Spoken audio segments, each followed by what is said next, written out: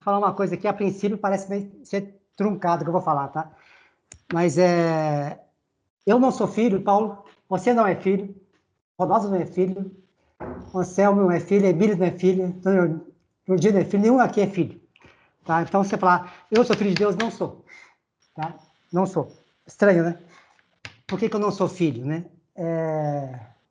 Vou pegar lá em Gálatas 3,16.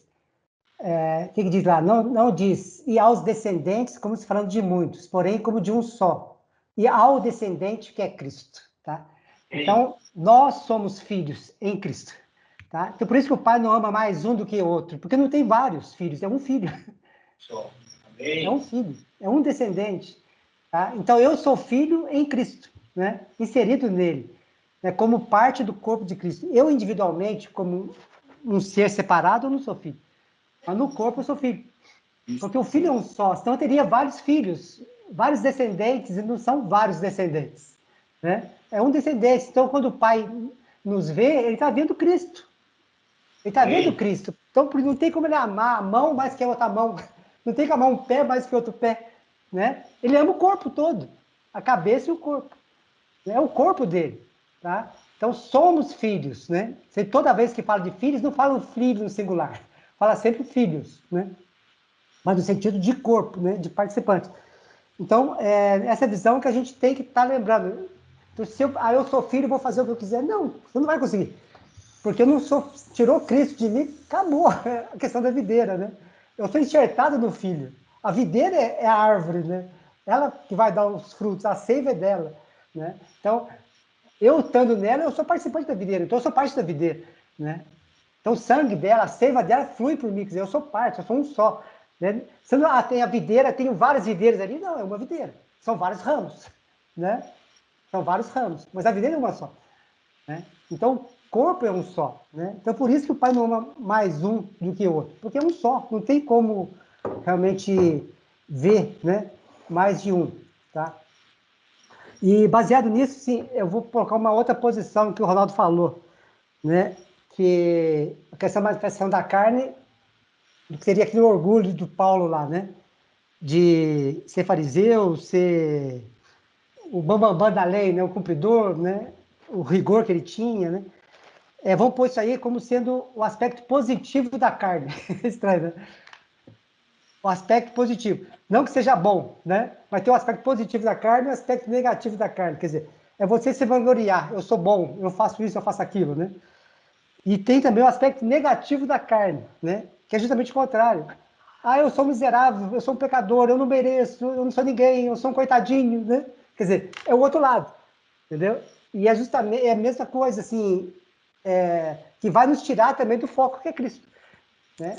Se eu me considero muito importante na lei, o que acontece? Eu vou me manter na lei e não vou entrar na graça, e não vou entrar na filiação.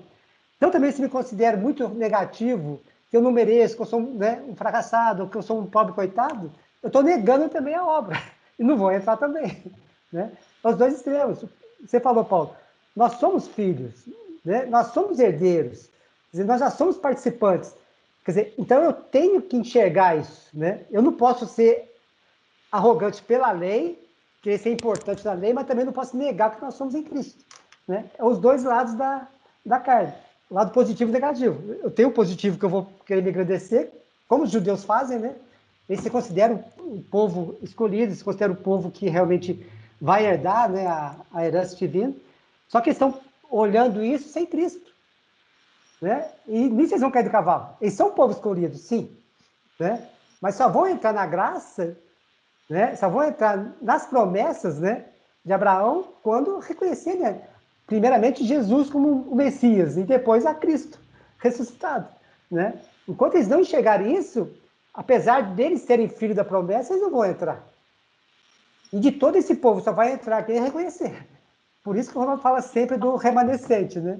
É os que enxergarem. Se eles enxergarem, eles vão entrar. E vão ser parte de um só corpo também. Não vai ter dois corpos, judeus e gentios. Os dois, né? Dos dois fez um, né? Como Paulo fala. Aí ele, juntamente com a gente, com os gentios, vão ser um corpo, né? Aí Deus vai ser tudo em todos, como diz. Mas todos quem? O mundo todo? Não. Todos que estiverem em Cristo, né? Todos que estiverem em Cristo. Que vão ser participantes vamos dizer, dessa promessa, né, que ele nos fez. E esse texto que o Ronaldo citou lá de Gálatas, acho que tem um versículo lá que é muito forte, né, quando fala a respeito da filiação, né? Deixa eu ver qual que é aqui. Ó, vocês, o 7, tá? E porque sois filhos, Deus enviou o Espírito de seu Filho para habitar em vossos corações. E ele clama, Abba, Pai. Né? Portanto, tu não és mais escravo, mas filho. E sendo filho, és igualmente pleno herdeiro por decreto de Deus. Tá? Deus fez um decreto nesse sentido. Quer dizer, Deus precisaria fazer isso? Não. Né? Ele nos mandou o Espírito e ainda fez um decreto irrevogável, vamos dizer assim, né? Então não tem por que mais assim, a gente ter dúvida, né, quanto a isso. Por isso que eu falo o aspecto negativo, né? É muito forte essa declaração de filiação, né? E o que ele fala antes, né? Enquanto eu estiver na lei, eu não vou ter como entrar nisso. Não tem como eu falar que eu sou filho e estou andando na lei, né? Quer dizer, é que Jesus fala lá, de servir a dois senhores, né? Eu não posso servir a lei e a Cristo. Então, mundos diferentes, né? Dispensação diferente, lei diferente, né? É tudo totalmente diferente. Então, ou estou na graça, estou em Cristo, ou estou na lei. Né? E se eu estiver na lei, até o espírito é diferente. Né? Qual que é o espírito da lei, o espírito de ave? É convencer do pecado, da justiça, do juízo. Essa é a missão do espírito na lei. Né? Agora, hoje, nós precisamos nos convencer de pecado. Né? O que fala lá em Hebreus? O pecado foi aniquilado. Né? Pô, se ele está aniquilado, por que eu vou me convencer dele? Já foi aniquilado. Né? Quer dizer, eu preciso pensar em juízo hoje, em condenação? Não, condenação é lei. Eu não tenho que pensar nisso mais. Então, esse espírito da lei, nós não precisamos mais dele. Né? Hoje nós estamos do Espírito de Cristo, é o que fala aqui. Ele nos deu o Espírito de Cristo. E o Espírito de Cristo vai falar do quê? Né? É lei da liberdade e da justiça. É lei de liberdade, quer dizer, liberdade primeiramente da própria lei. Né? Liberdade da lei, para quê? Para nós possamos andar agora na liberdade da graça, né? Andar na justiça do Pai, nessa lei do amor, né? Na lei do amor. Então, assim, são mundos totalmente, assim, diferentes, realmente, né? Por isso que fala, né? Sai da Babilônia, povo meu, né? Sai. E essa Babilônia podemos analisar como o Ronaldo tem colocado, como sendo o sistema legal, né? O sistema da lei, o sistema arônico. Quer dizer, é um sistema que engloba o sistema financeiro, que engloba todo esse poderio hoje que nos escraviza, né? Que nos escraviza. E é interessante esse texto de Gálatas, né? Que ele fala justamente isso, né? Que nós éramos escravos até a plenitude do tempo. Quer dizer, então até a vinda de Cristo não tinha o que fazer. Você tinha que viver como escravo, porque nós não tínhamos sido livres ainda da lei, né? Nós estávamos sob o poder dela, nós estávamos dominados por ela. Então, quem viveu antes de Cristo não tinha opção. Embora pela fé eles criam, né, na libertação. Mas eles não tinham essa libertação. Só que ele fala, na plenitude dos tempos, vindo Cristo, o que aconteceu? Ele venceu. E ali houve que a liberdade, né? Versículo 4. Todavia, quando chegou a plenitude dos tempos, Deus enviou seu filho, nascido de mulher, nascido debaixo da lei. Quer dizer, ele teve que vir sobre a lei, né? Para poder cumprir a lei. Para resgatar os que estavam subjugados à lei. Então ele veio para nos resgatar, a fim de que recebêssemos a adoção de filhos. Né? Ou seja, ele veio com um propósito, veio na lei, debaixo da lei, para cumprir a lei e nos resgatar, né, da lei, nos resgatar do sistema. Então, realmente, hoje não tem razão, né, legal, vamos dizer assim, para nós sermos escravos. Nós vamos ser escravos se a gente quiser ser escravos. Né? Já foi nos dada essa liberdade. Então, assim, voltando a Romanos 12 de novo, né? Não vos conformeis com esse século, mas transformai-vos pela renovação da vossa mente, né? Para que experimenteis a boa, agradável e perfeita vontade de Deus. É transformação de mente. Né? Porque o que tinha que ser feito, já fez. O que tinha que ser realizado, já foi. Até em relação à obra mesmo, né? Olha o que diz lá em E Efésios 2:10, né? Pois foi Deus quem nos fez e somos agora, né? Não, foi Deus que nos fez o que somos agora. Em nossa união com Cristo Jesus, Ele nos criou para que fizéssemos as boas obras que já havia preparado para nós, né? Quer dizer, tem outro versículo que fala que foi outra versão, né? Que fala que a obra que já foi feita antes da fundação do mundo. Quer dizer, então até a obra que já foi feita, Deus já nos preparou para ela. Quer dizer, então assim, eu nem posso clamar por um preparo, porque nós já fomos preparados, entendeu? Nós já fomos preparados para essa obra. Agora, então, o que eu preciso fazer então, né? Porque, eu falo assim, como não foi eu que escolhi, foi Deus que nos escolheu, né? Quer dizer, ele já escolhe pessoas que estão realmente habilitadas para aquela obra, na sua sabedoria, né? Então, o que eu tenho que fazer é simplesmente aceitar isso, reconhecer isso, né? E realmente permitir que o Espírito nos permita andar nisso, né? Se alguém tem o Espírito de Cristo, então ande nele, né? Fala, então não basta ter o Espírito, estamos andar no Espírito. É ter essa sensibilidade do Espírito para fazermos o que o Espírito nos guia a fazer. Né? Então não precisa de capacitação especial, não precisa nada, precisa simplesmente fazer o que tem que ser feito. Né? Teve um outro texto que o Manuel colocou, né? Isso foi no dia antes, né?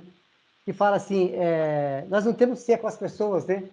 Que fala workaholic, né? Que existe esse termo, né? Que trabalha, acorda de madrugada, trabalha até tarde, várias noites estudando, né? 99% de esforço, né? Para poder conseguir entrar, né? Então, assim, que o texto fala? Não adianta você fazer tudo isso. Por quê? Aos seus amados, Deus o dá enquanto dorme. Né? Enquanto o cara está se matando lá para dar alguma coisa, para os amados do Pai, enquanto dorme, está recebendo. Né? Quer dizer, então, meu esforço, né, não é para poder fazer algo natural, né, me preparar naturalmente, é para ser amado do Pai. É para ser realmente, ter essa intimidade com Ele. Nós, tendo essa intimidade com o Pai, nós vamos saber a vontade dele, nós vamos saber o desejo dele, nós vamos reconhecer, né? Como tem um cântico da Sara, né? Que fala justamente disso, de nós conhecermos a vontade do coração do Pai, né? Quer dizer, eu vou tratar o íntimo dele, a minha vontade vai ser a dele e a dele vai ser a minha, né? Vai ser algo muito íntimo ali, eu não preciso me preocupar em fazer. Vai ser algo natural. Então, essa conquista, né, que a gente tem falado aí, embora naturalmente falando, parece que está distante, parece que a gente não está ainda adentrando nela, eu creio que vai ser algo que vai acontecer de uma hora para outra, naturalmente, mas baseado nessa nossa intimidade, baseado nesse nosso convívio, primeiramente, né? Então, essa consciência de corpo, principalmente, acho que é uma coisa que a gente tem que estar falando, tem que estar reforçando, porque é isso aí que vai nos permitir isso, né? Então, assim, se eu sou parte do corpo, eu não tenho que me preocupar com nada, né? Eu tenho que me preocupar com o corpo. Então, minha oração já não é mais individualmente, né? Não é mais eu entrar, não é mais eu me santificar individualmente, mas eu estar realmente tendo essa intercessão por aqueles que estão no corpo, né? E se um sofre, todos sofrem, né? Se um se alegra, todos se alegram, quer dizer, é um conjunto. E é nessa visão de corpo que nós vamos entrar nisso, né? Então, não vai ser eu individualmente que vou ser um grande líder, um grande mordomo, né, individual. Não é, né? É nós como corpo de Cristo que vamos estar fazendo essa obra. Mas é tremendo, né, o que está acontecendo, é tremendo o que o Pai tem nos revelado, né? Esse texto que o Ronaldo citou, né, que nem olhos viram, nem ouvidos ouviram, né? Nem jamais penetrou em nosso coração que Deus tem preparado. Na sequência, o que fala? Mas Deus não nos revelou pelo seu Espírito, né? Embora nossa alma, né, não percebeu ainda, nossos sentidos naturais não perceberam, o nosso espírito já. Né? Eu tenho certeza que cada um de vocês aqui, né, cada um de nós, tem plena convicção em espírito das promessas do Pai. Né? Nós temos plena convicção que nós já fomos abençoados na região celestial. Nós já estamos na presença de Cristo, nós já estamos na Nova Jerusalém, como diz lá em Hebreus 12, né? Já temos chegado. Então, assim, o Espírito já nos revelou. Então, o que precisa, o que é? É trazer essa revelação do Espírito para a nossa alma. Então, os nossos sentidos agora naturais precisam enxergar, precisam ouvir, né? Nós precisamos sentir, precisamos apalpar isso, né? Então, realmente trazer para o mundo natural o que o Pai já nos revelou no mundo espiritual, né? Então, haja realmente essa submissão da nossa alma ao nosso espírito, primeiramente, né? Para que o nosso espírito tenha realmente esse livre acesso ao Espírito do Pai, nos permita, né, andar nessa revelação que Ele já nos deu, né? Amém. Amém. Amém. Ô, Paulo, só queria confirmar isso que você falou aí, né? É interessante. Vou filosofar novamente, né? Vamos lá. Não sei porque o Espírito Santo está me levando a isso. Eu não era assim, de filosofar e ficar pensando muitas vezes na mesma coisa, né? Teve um texto que Manuel botou que me deixou muito alegre, muito feliz. E eu tomei posse desse texto. Pessoalmente, eu tomei posse desse texto. E espero que vocês, pessoalmente, tomem posse desse texto, né? Está lá em Isaías 65. Mas o que mais me deixou feliz foi o versículo 22, Isaías 65, 22. Eu vou ler para vocês, o que ele botou aqui na família de Manuel. Não precisarão construir casas para outros morarem, nem plantarão para que outros se alimentem, pois o povo terá uma longa vida como as árvores, e os meus eleitos desfrutarão. Aí, versículo 23. Não mais trabalharão inutilmente. Quer dizer, eu acho que a gente está trabalhando inutilmente, viu? E diz o seguinte: nem gerarão filhos para serem infelizes. Nossos filhos têm por obrigação serem felizes. Nós não geramos filhos para serem felizes. Porque serão um povo abençoado por Yahvé. E eles todos, e todos os seus descendentes. Eu tomei posse disso daí. Eu, pessoalmente, eu botei até lá embaixo, eu tomo posse do que Isaías falou em 65. Vou filosofar agora um pouquinho, Paulo Edson, né? Você falou dos filhos e do filho. Concordo plenamente com você. Todas as minhas observações, eu coloco filho e coloco corpo. Porque eu tenho certeza que nós não vamos entrar na vida ressurreta, nós não vamos vencer a morte se formos individual, se não for no corpo. Isso aí eu já tenho certeza. Então, até na semana passada a gente fez um exemplozinho do trem, né? Vamos comprar o ingresso, gente, vamos entrar no trem que o trem está saindo, né?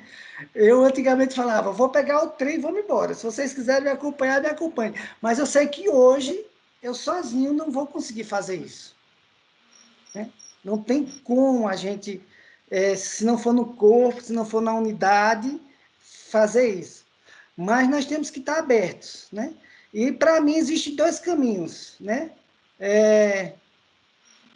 Um caminho que eu posso fazer sozinho, eu não vou ter o resultado 100%, mas eu posso ir sozinho. Eu posso me declarar filho, agir como filho, andar como filho e ter as bênçãos de filho. Mas eu não vou ter todas as bênçãos. Existem irmãos nossos, né? Pessoas que se dizem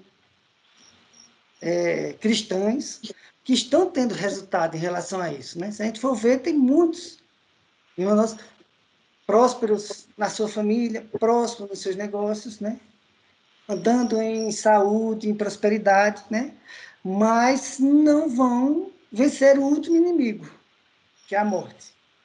Eles, inclusive, declaram que vão morrer, né? Muitos eu vejo, puxa vida, o cara tem uma visão dessa e ainda diz que quer morrer e quer ir para o céu. Eu não entendo a mente dessas pessoas, né?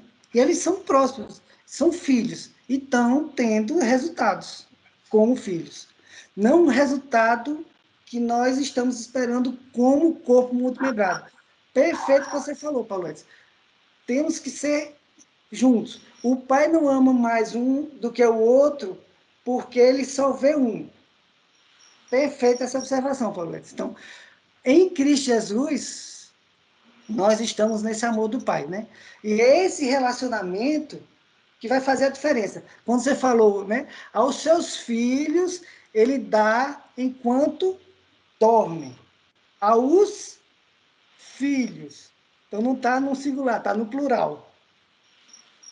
Então, eu sem vocês não vou entrar nessa promessa. Aos seus filhos ele dá. Ele dá a quem? Aos filhos. Então, eu não vou receber individual. Eu só vou receber quando todos nós tivermos a consciência de filiação e clamarmos por essa promessa. Pai, somos teus filhos e queremos receber enquanto dormimos as bênçãos tuas. Então, é uma promessa que é para os filhos. E existem promessas individuais que nós podemos tomar posse, que é os que nossos irmãos tomam posse, né? Eu botei até 2 versículos aí bem interessantes e fiz uma observação, né? Eu vou ler aqui novamente, na família eu botei. 2 Coríntios 5,17. Portanto, se alguém está em Cristo, nova criação é. As coisas passaram, eis que tudo se fez novo. Veja que ele fala individualmente. Ele não fala de coletivo. Ele fala de individual. Portanto, se alguém, uma pessoa, não fala se o grupo tiver, né? Ele fala, se alguém está em Cristo, é nova criação. As coisas antigas já passaram, e eis que tudo se fez novo. Então, existem coisas, promessas, que são para somente uma pessoa. Isso é o filosofando, gente. Eu não sei se eu estou certo, não. Não sei se vocês vão concordar. Quem não concordar pode discordar. Mas, na minha visão, existem promessas individuais para pessoas que querem pegar aquilo e utilizar. E existem promessas que podem ser individuais, mas que a gente pode usar em grupo. Essa daqui é para uma pessoa. Portanto, se Ô, Paulo, alguém está em Cristo, é nova criação. Criação. então, se alguém está em Cristo. Se alguém está em Cristo. Quer dizer, a partir do momento que você está em Cristo, já não é mais individual, você está em Cristo. É verdade. Perfeito, Paulo. Concordo com você agora. Perfeito. Todos que estão em Cristo são nova criatura. Perfeito. E eu botei até o outro também, o Romanos. Vamos ver, Paulo. Aí eu quero que você desvide aí a minha filosofia, né? Romanos 8,16. Só que esse, para mim, é para o coletivo. O antes era individual, que agora concordo com você que não é mais individual, e esse é o coletivo, né? O próprio Espírito testemunha ao nosso espírito, coletivo, todos, né? Que somos filhos de Deus. Se somos filhos, então também somos herdeiros e co-herdeiros de Deus, com Cristo. Perfeito, Paulo. Se ele fala com Cristo aqui, lá também, então tem que ser coletivo. Se realmente participamos dos seus sofrimentos, para que, da mesma maneira, participemos da sua glória. Né? Perfeito. Aí eu botei até uma. Aí é o filosofando, eu gosto de filosofar, né? Eu escrevi aí. Nós somos uma nova espécie de humanos criados. Porque muitas vezes a gente fala, nós fomos recriados, nós somos refeitos, né? Ah, nós somos um vaso novo, um vaso refeito, né? O oleiro quebrou o vaso e refez o vaso. Não, o oleiro criou um novo vaso, ele não refez o vaso antigo. Né? Então, na minha opinião, nós somos uma nova espécie de humanos criados, que vamos produzir novos humanos criados com novo DNA. Então, nossos filhos são a nova espécie também. Não são a espécie antiga humana. Né? Nós somos filhos legítimos, herdeiros do Pai Elion com Cristo Jesus. Né? Perfeito, Paulo. Paulo, obrigado pela observação. Então, não existe promessa individual. Toda promessa é coletiva, né? Então, temos que estar juntos, gente, para poder entrar nisso daí, né?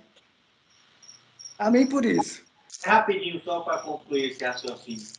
O que eu vejo é que, da forma como Deus é maravilhoso, Ele trata comigo da forma como eu estou conhecendo.